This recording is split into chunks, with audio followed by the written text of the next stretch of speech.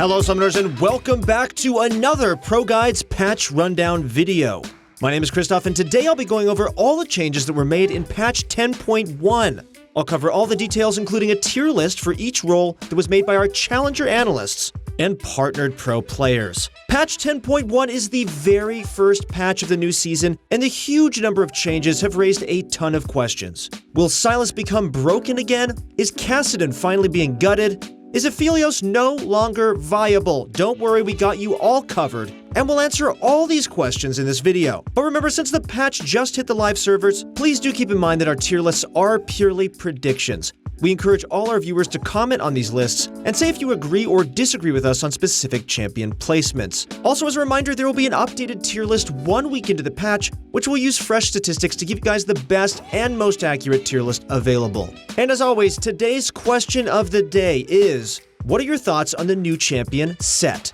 Personally, I love this champion and his kit is extremely fun. Let us know what you guys think down below. We check out every comment. Also, before we get started, if you guys are having trouble climbing the ranked ladder, go to ProGuides.com, use the description link below, and get yourself a challenger coach right now. They know exactly how to climb the rank, and they can identify what you are doing wrong and fix that for you. Your games will be a lot less frustrating, you'll stop tilting, you'll stop getting angry, and you'll start enjoying the game a lot more as it's supposed to be played. Players like Bunny Fufu, Box, and a ton of other pros support ProGuides, so what are you waiting for? Click the link below and start improving right now. Alright, to kick things off, we have 13 brand new skins, which will be joining us on the Rift this patch. First up, we have the Guardians of the Sand skin line featuring Janna, Rengar, and Ryze. Next up, we have the Dragon Slayer skin line featuring the Fiery Diana, Olaf, and the Icy Trundle. After that, we also have a brand new Icy Sylas skin called Freylord Sylas.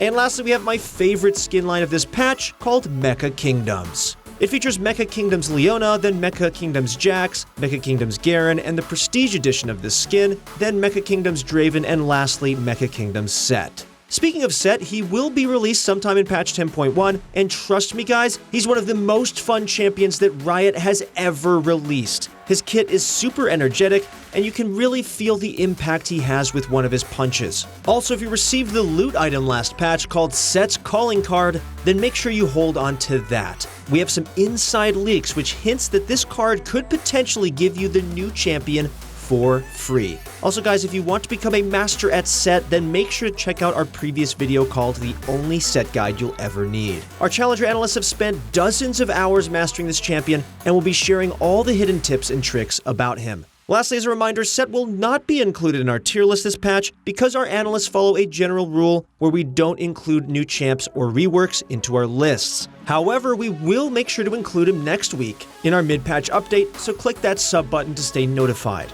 Now with that being said, let's jump right into the balance changes. Starting with the top lane.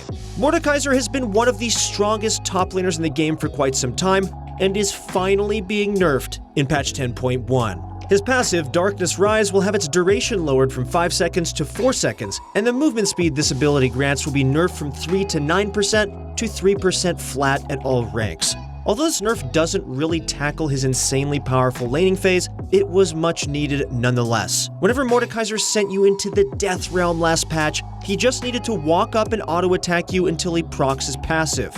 At that point, you're as good as dead, even if Mordekaiser misses every skill shot, because his passive, Conqueror, Liandry's, Rylai's, and other items are enough to 100 to OU. Mordekaiser will remain in the S+ tier for patch 10.1, but we'll see if that changes in our mid-patch update next week.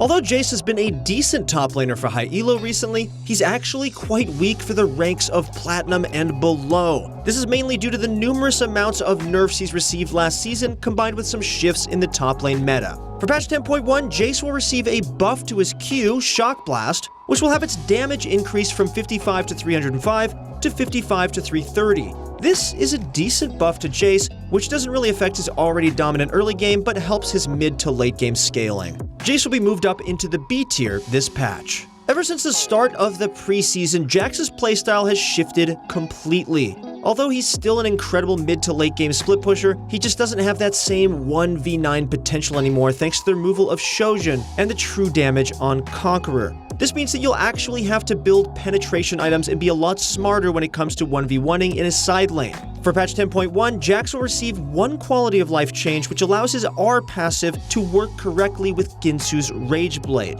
Jax will remain unmoved in our top lane tier list for this patch. The top lane tier list sees a lot of changes for patch 10.1. Although Mordekaiser's placement stayed the same, there are some notable changes in the A tier that we must cover. First up, we have Quinn and Shen.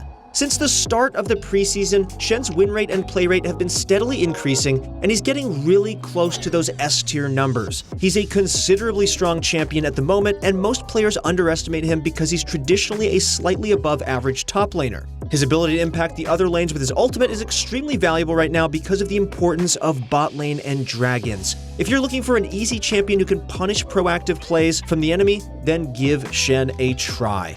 Next up on our list, we have Quinn. Although Quinn's numbers haven't really changed on the Western servers, she's been gaining a lot of popularity in the Eastern ones. Regions like Korea and China have been playing her more often, and her win rate has managed to go up by a decent amount. Since top lane is pretty much a 1v1 island at the moment, playing a ranged lane bully like Quinn usually goes unpunished. You can constantly apply pressure onto the enemy laner without having to worry about ganks, and if you do get ganked, then your team can take the dragon for an even better win condition. Quinn remains in the A tier this patch, but is a strong contender for the S tier in our mid-patch update.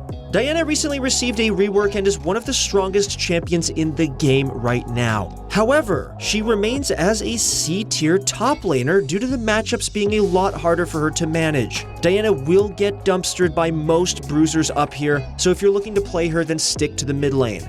Lastly, Sylas will remain unranked in the top lane tier list because our analysts follow a general rule where we don't place newly reworked champions until their data is available. However, we'll keep you guys updated, so click that sub button for next week's vid. Alright, now on to the jungle. Sejuani has been one of the weakest junglers in the game for quite some time and was long overdue for some major buffs. For patch 10.1, Sejuani will have her HP per level increased from 95 to 100, and her passive resistances will be buffed by 15%. Lastly, her E permafrost will have its damage increased from 40 to 200 to 40 to 240. All three of these changes are great and will help her stance in the meta by a ton. However, I really wish they buffed her passive damage back to the former amount because that was one of her biggest nerfs last season. Sejuani will be placed in the jungle C tier, but there's a good chance she makes her way back into the B tier in our mid-patch update. Next up in the jungle, we have changes coming to Shyvana. Shyvana's been in a weird spot recently where she didn't really fit into any role. Although she was most popular in the jungle position, that was still only at a measly 2% pick rate. For patch 10.1, the Riot Balance team are looking to solidify her stance as a jungler again and are buffing her accordingly. First up, her passive, Fury of the Dragonborn, will now grant a stack with Elder Dragon. In addition to that, killing a Cloud Drake will now increase Shyvana's Fury gain by the same amount of ultimate CDR it's supposed to grant. Next up, her E, Flame Breath, will have its on-hit damage increased from 3.25% to 3.75% max HP, and the monster cap damage has been buffed from 100 to 150. These three changes are all major buffs for her jungle position, and the Cloud Drake change is going to be huge for her. Shyvana will be placed in the jungle B tier for patch 10.1. Lastly, in the jungle, we have a small change coming to Vi.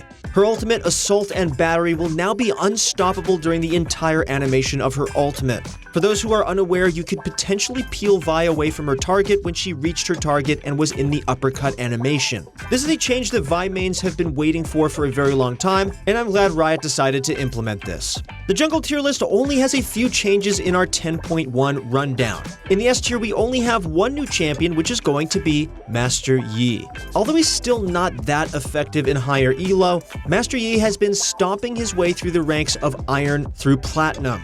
The recent jungle changes make it so incredibly punishing to fall behind against a Master Yi, so getting off one successful gank or invade early can be game-changing. The majority of S+, S, and A tier champions remain pretty similar, but we do have to talk about Diana in the B tier. Like we mentioned in top lane, Diana was reworked recently and is one of the strongest champions in the game. However, her stance as a jungler is B tier at most if you're an expert. For the average player, she will be much lower, around a D or C tier level. Although she does get her dash before level 6, she still has no way of CCing opponents and relies too heavily on her laners playing perfectly early on. In addition to that, her clear speed is very slow and unhealthy until you get your runic echoes. Taking scuttle crabs takes an eternity, and you're extremely vulnerable to invades. So unless you really know what you're doing on Diana jungle, our analyst would recommend only playing her mid. Speaking of mid, let's go run it down. Aurelion Sol has been one of the strongest, but also the most underutilized mid laners in the recent meta. His new playstyle of being a complete burst mage hasn't been too appealing for most players, so the A-Sol mains have been abusing him under the radar. However, the Balance team has caught on to his insanely high win rate and are nerfing him in patch 10.1. His passive, Center of the Universe, will have its damage nerfed from 16 to 120 to 12 to 120. This is a small change that won't impact his stance in the meta too much as long as you play him correctly. A-Sol will remain in the A tier this patch. Kassadin has been one of the strongest mid laners in the game and was in desperate need of a nerf. For patch 10.1, Kassadin will have his movement speed lowered by 5. Yep, that's it. He's now completely unplayable. And as a result, we'll just throw him in the S+ tier. Next up in the mid lane, we have some buffs for Azir. Azir was gutted last season thanks to his stance in pro play and is finally receiving some love. His ultimate Emperor's Divide will have its duration increased from 3 to 5 seconds, and the damage it does will be buffed by 25 at all ranks. These two changes are pretty small, but it'll help him out nonetheless. Azir will remain in the mid lane C tier. Corki has been a victim of pro play nerfs, but is receiving some buffs this patch. His ultimate Missile Barrage will have its damage buff from 90 to 140 to 90 to 160. Although this change is only 20 damage, it's actually a big buff. His ultimate is one of the most spammable abilities, so that extra 20 damage will add up and make a huge difference. As a result, Corki will be placed in the mid lane A tier this patch. Lastly, for the mid lane, we have a mini rework coming to one of the most problematic champions in the game, Sylas. Firstly, his base health has been lowered from 585 with 95 per level to 525 with 115 per level. His armor has also been changed from 32 with 3 per level to 27 with 4 per level. And lastly, his MR has been nerfed early from 39 with 1.25 per level to 32 with 1.75 per level. Next up, Sylas's passive Petricite Burst will have its AP ratio increased by 0.05 and radius increased by 100. This ability will also grant 60% attack speed when available, and it can stack up to 3 times instead of 2. On top of that, it'll now automatically execute secondary target minions if it's below 25 health. Sylas's Q, Chain Lash, will have its cooldown increased by 1 second, and minion damage on his Q2 decreased by 15%. The Q1 damage has also been nerfed by a huge amount, but the Q2 damage has been buffed significantly as compensation. However, his Q2 will no longer slow the target, and this ability cannot be cast during the second part of his E. This is one of the changes I dislike the most because it used to reward players who were skilled and could land his E consistently. Next up is W. Kingslayer will no longer reset Sylas's auto attacks and also no longer deals additional damage to targets below 40% HP. The damage on this ability has been buffed by 20% scaling, and the cooldown has been lowered during the mid to late game. Lastly, the healing amount has been changed from 75% to 100% if Sylas is at 40% HP. Lastly, the mana cost of this ability has been changed from 40 at all ranks to 70 to 110. Sylas's E will no longer reset Sylas's auto attacks, and the shield has also been removed. In addition to that, the cooldown has been changed from 14 seconds at all ranks to 14 to 10. The damage on this ability has been buffed by a gigantic amount, and the self-CC after casting has also been lowered from 0.2 seconds to 0.05 seconds. Lastly, his ultimate will receive a small change which no longer allows him to reset his auto attacks. Overall, I'm not a fan of these changes, but they still will make him stronger overall. They got rid of a lot of the things that separated the great Sylas mains with the good ones, such as the auto resets with his W, E, and ultimate, so it's not going to be as hard or as rewarding to master Sylas now. This ability used to reward skilled players who were able to land this difficult ability consistently, but now it's just going to make his combo feel kinda clunky. The Balance team have pretty much turned him from a high skill cap champion with insane outplay potential into a straightforward burst-heavy champion with more healing. And overall, here at ProGuides, obviously, we don't like that. We want you to master all of the complex champions out there, and if you guys are interested in mastering any of those champions, like Yasuo, Riven, and Garen, wink wink, then go to ProGuides.com and go find your challenger coach right now. They will help you master those difficult champions. Okay, now on to the tier list for the mid lane. The mid lane tier list sees a few changes compared to the one we had previously. The S Plus and S tier remain exactly the same, despite Kassadin receiving the biggest nerf in League of Legends history. Yep, that 5 movement speed. In the A tier, we have a few notable picks, which are Corki, Syndra, and Ryze. These 3 champions are going to be seeing a lot of pro play within the coming LCS and LEC splits, so you should pay close attention to how the pros play them.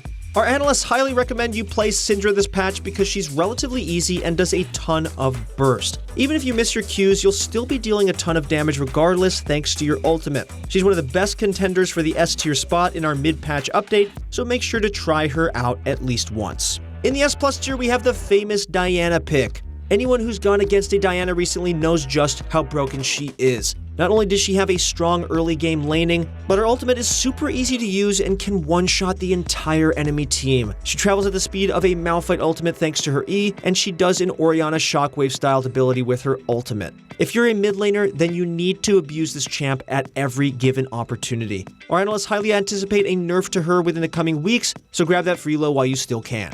Okay, now on to the ADCs. Aphelios is arguably the strongest champion in the game at the moment and is being toned down in patch 10.1. His ultimate with Infernum will have its AoE damage lowered from 100% to 75%. In addition to that, his base HP has been lowered by 30 and his movement speed nerfed by 5. These 3 nerfs are going to be really helpful when dealing with him both in and out of lane. Pretty much every highlight clip of him was landing an Infernum ultimate on the 5-stacked enemy team and one-shotting them, so I'm glad that they're nerfing this. Aphelios will be placed in the S Plus tier, but we'll see if he drops down to the S tier next week. Kalista is one of the weakest champions in the game and was in need of some serious buffs. For patch 10.1, her HP per level and armor per level will be buffed by a decent amount. Both these buffs are welcome, but they won't really bring her back in the meta. She still tickles anyone she touches and is way too easy to kill. Getting hit by one CC ability during the early game is certain death, and her ultimate is way too unreliable as a peeling tool. Kalista, sadly, will remain in the D tier. Lastly, for ADCs, we have changes for Varus. Firstly, his Q, Piercing Arrow, will have its cooldown lowered by 2 seconds at all ranks, and the Blight refund will be changed from 4 seconds to 3 seconds. These buffs are mainly for the Poke Varus build, which is usually used in the mid lane. However, it'll help him out a bit in the bottom lane as well with his on-hit build. He works as a great counter to Kai'Sa, so these changes are welcome. Varus will remain in the B tier. The ADC tier list remains very similar to the one we had last patch. In the S Plus tier, we have 3 members who are Aphelios, Caitlyn, and Miss Fortune. These 3 champions are by far the strongest ADCs in the game and will bring you the best results in your ranked placements. Miss Fortune is probably your best bet when it comes to climbing through low elo because of her simplicity. Her ultimate deals a lot of damage, and the 4 Doran's Blade Korean build has been tearing through the ranked ladder over there. In the S tier, we have one pick we need to talk about, which is going to be Senna. Although she did receive a bunch of nerfs recently, she's still a very strong pick who has a ton of burst and utility. One thing I love about her is how unique her kit is. She combines the best of both worlds with support and AD and is overall just an enjoyable champion. Lastly, we gotta talk about Dan, guys. Oh, sorry, I meant Ezreal. Ever since the removal of Kleptomancy, a lot of Dans have been opting to go Conqueror. However, professional Korean ADCs have been using Omnistone instead, and it's been bringing them great results. This might seem like a meme at first, but don't knock it until you try it. You'll be thanking me later, Ezreal fans. Speaking of Omnistone, this rune will receive a slight buff this patch. The cooldown for rune swaps has been changed from 7 to 3 seconds to 5 to 3 seconds. Great, even more reasons to try Omnistone Ezreal. Okay, and lastly, we're gonna finish off the video with supports. Firstly, we have a few changes coming to supports. Every single support item will be receiving a few adjustments. Spellthief's Edge will now give you 25% base mana regen, and Frostfang will grant 50% base mana regen. And the final upgrade, Shard of True Ice, will have its AP lowered from 60 to 45. HP lowered by 50, but will now grant 50% base mana regen instead. Next up, Steel Shoulder Guards will now grant 50% HP regen, and Rune Steel Spalders will give you 50% HP regen as well. The final upgrade, Pauldrons of White Rock, will give you 100% base regen as well. Next up, we have Relic Shield and Targon's Buckler, which will have the same regen added as its AD counterpart, but the final upgrade, Bulwark of the Mountain, will have its AP lowered from 40 to 25 and 100% base HP regen added too. Lastly, we have the Spectral Sickle, which will give you 25% mana regen, and its upgraded version, Harrowing Crescent, which will give you 50% base regen. The final upgrade, Black Mist Sith, will have its AD lowered by 10, health lowered by 50, and now grant 100% base mana regen. Overall, these support item changes are being made to make supports feel like supports again, rather than secondary carries. It just feels like supports did way too much damage, so I'm liking these nerfs. Next up, we have some changes coming to Nami. Her E will now empower the next 3 spells as well as attacks. However, this does 33 to 66% damage to non-champions with AoE abilities. This is a gigantic buff for Nami, and it's going to make her incredibly strong. Champions like Aphelios, MF, and Senna all rely on abilities as well as autos, so this E change will be game-changing. Nami will be moved up to the S tier this patch. Next up, we have a change coming to Zyra. Her E will be changed from slowing 30% to 25% with 2 stacks. This can be seen as both a nerf and a buff, but overall our analysts have concluded that it's indeed a buff. Losing 5% is a bit rough, but there is still way more scenarios where the double stacking is effective. Zyra will remain in the support A tier. The support tier list sees a couple of changes in our patch 10.1 video. In the S Plus tier are the same 3 champions as always, which are Nautilus, Leona, and Blitz. These 3 supports have the ability to either engage or make picks, which makes them extremely valuable. The support meta heavily favors tanky champs like these 3, so make sure to play at least one of them. In the S tier, there are a ton of changes. For starters, we introduced 3 new members who are Nami, Soraka, and Janna.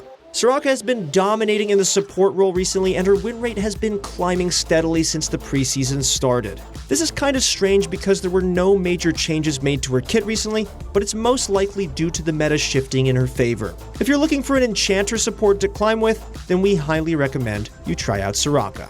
Alright guys, that is it for our patch 10.1 rundown video. Wow, that was a long one. If you guys enjoyed watching this video, then please leave a like, comment, and subscribe to our channel to be notified of the next one. And if you guys want to climb the ranks this season, then make sure to check out ProGuides.com, use the description link below, and find yourself a challenger player right now. The second part of our meta-analysis video will be available next week, which will give you guys the most accurate tier list available using fresh statistics.